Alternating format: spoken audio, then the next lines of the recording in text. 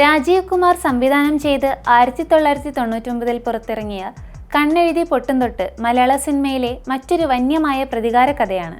മഞ്ജു വാര്യരുടെ കരിയറിലെ ഏറ്റവും മികച്ച പ്രകടനങ്ങളിൽ ഒന്നായി ഈ ചിത്രം വിലയിരുത്തപ്പെടുന്നു. തന്റെ കുടുംബം നശിപ്പിച്ച നടേശൻ മുതലാളിയോടും അയാളുടെ മകൻ ഉത്തമനോടും പകരം വീട്ടാനെത്തുന്ന ഭദ്ര എന്ന പെൺകുട്ടിയുടെ കഥയാണിത്.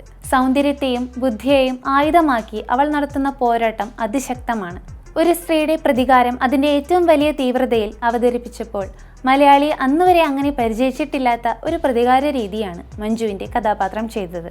ഒരു വശത്ത് നിഷ്കളങ്കമായ സൗന്ദര്യവും മറുവശത്ത് ഭയപ്പെടുത്തുന്ന പകയും ഒരേപോലെ കാണാൻ സാധിക്കുന്ന മഞ്ജുവിന്റെ ഭദ്ര തന്നെയാണ് ഈ സിനിമയുടെ നട്ടെല്ല്.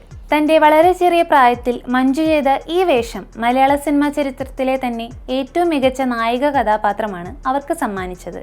ലേഡി സൂപ്പർ സ്റ്റാർ എന്ന നിലയിലുള്ള അവരുടെ ഉയർച്ചയും ഈ സിനിമയിലൂടെയായിരുന്നു. അധികാരവും കാമവും തലയ്ക്ക് പിടിച്ച ഒരു വൃദ്ധനായി തിലകന്റെ നടേശൻ മുതലാളിയും അച്ഛനോളം തന്നെ ക്രൂരനായ ഉത്തമനും മികവ് കാണിച്ചപ്പോൾ മലയാളത്തിലെ ഏറ്റവും മികച്ച അഭിനേതാക്കളുടെ മത്സരാഭിനയമാണ് പിന്നെ കണ്ടത്. ചിത്രത്തിൽ മഞ്ജു വാര്യർ അഭിനയിച്ചുകൊണ്ടിരുന്ന സമയത്ത് തനിക്ക് അവർ അഭിനയിക്കുന്ന സീൻ കാണണം എന്ന് പറഞ്ഞ് തിലകൻ നോക്കി നിന്നത് ഈ സിനിമയിലാണ്. അത്രത്തോളം മികവായിരുന്നു മഞ്ജു ഭദ്രയുടെ ഭാവങ്ങൾ പ്രകടിപ്പിച്ചത്.